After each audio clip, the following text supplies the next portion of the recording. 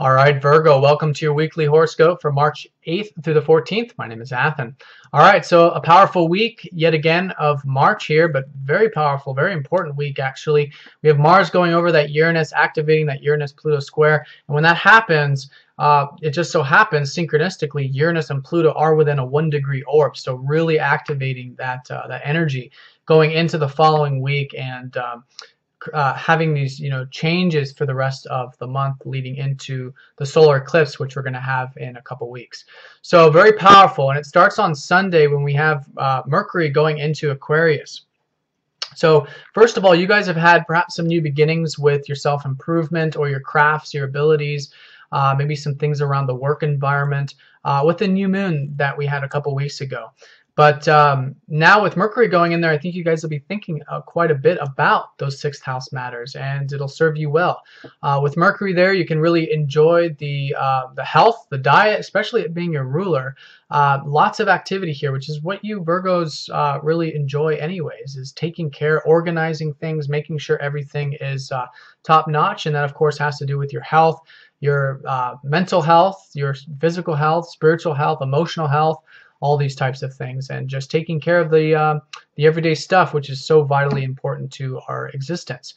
So a great energy there to work with, and some opportunities there perhaps too to get in shape, to feel good. But I think a lot of this stuff is a continuation of what you've been working on for the past couple weeks since that new moon there. Now, also on Sunday, at the beginning of the week, we do have the sun going over Chiron, so I think you guys are doing some healing with that self-improvement in some way. So I think Sunday would just be a good weekend to do that, to continue to put that energy into it. I think you'll find it very revitalizing. Now, Monday and Tuesday, first part of the work week here, we have Mars trining up to Jupiter, which is activating your 7th and your 11th. Now, first of all, your 7th house is where all these shifts and changes are taking place with this whole Uranus squaring up to Pluto energy. So Mars going over this part of your chart has been, perhaps you guys are ambitious, putting energy towards your relationships, wanting change in your relationships. And so there's a great opportunity here, Monday, Tuesday in particular, to continue to further, whether it's existing relationships, new relationships, whatever it is that you're actively involved with in that 7th house, or maybe have been over the past 3 years with this whole Uranus-Pluto square energy. And keep putting energy into it this week. I think just look for those opportunities. They might come from your friends. They might come from your organizations, your groups, anything you're a part of in that sort of group environment. Jupiter's transiting your 11th house, has been. So there has been opportunities there.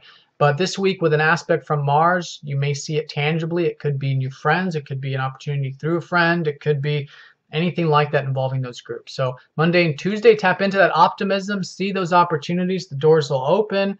You might see a door open. So if you do, remember, we want to walk through it, especially with Mars. We want to use that energy and make something of it. Now, Tuesday, Wednesday, and particularly Wednesday, Mars goes over that Uranus. So I think we're all ready for change. And for you, it's change in your relationships, or something to do with your perspective on relationships, or legal matters, or anything else that's 7th house. So maybe it's sales, if for those of you who work in sales. But whatever it is, there's changes that you want here. And so put energy into it. Now keep it nice and balanced, because Mars-Uranus can seem very spontaneous, like we want to suddenly make some changes, and that's fine. We just want to take it nice and slow, keep it nice and balanced. And if you do that, then it's a tremendous utilization of this energy. And like I said, this is the last aspect of this Uranus-Pluto square. So this is it. This is the last month to put energy towards, we'll always have the 7th house, but this is a major transition here taking place with your relationship sector. So whatever it is, see those opportunities, put the energy into it, step into that active Mars role in that, balanced way. And I think it'll be a good segue for the next couple of weeks while we have this Uranus-Pluto square energy. Now, the Pluto element has been in your 4th house, so there's changes going on with you emotionally. There's also changes perhaps going on with home, family, your past, or these types of things. So whatever it is, you want to integrate these changes that are taking place in your life with this freedom and change that's happening with your relationship sector. The more you're able to synergize and work with these two elements, the more you're going to find the flow, especially with Mars. It can be very constructive when we approach it with that harmony and presence and peace in what we're doing. especially with it in Pisces. Now, Thursday, we've got Venus going into Aries, which is your 8th house. So there is planets now, starting with Venus going one by one into your 8th house of the deeper elements of life. And I think whatever these changes are with relationships of the 7th house, it's going to prompt you to enjoy the deeper side of life. That's always the element from the 7th to the 8th, the deeper side of your relationships, the deeper side of yourself, what truly matters in life. And so whatever that is, enjoy those deep things, enjoy those deep connections, enjoy the change and transformation of life. With Venus in that 8th house, it's an opportunity to enjoy it and to perhaps meet some people along the way, have some relationships develop there with the 8th house. But yeah, see life for what it truly means to you and share it perhaps with your relationships.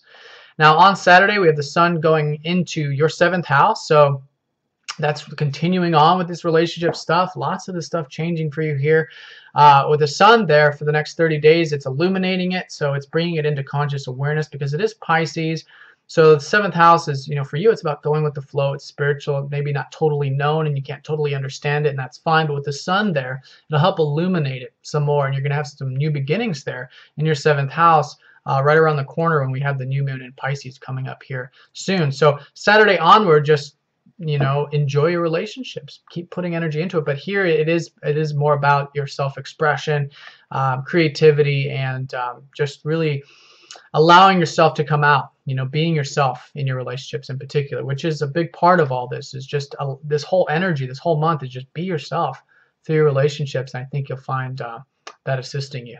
All right, Virgo, have a fantastic week. Thank you again for all of your support, and I'll talk to you next time. Take care.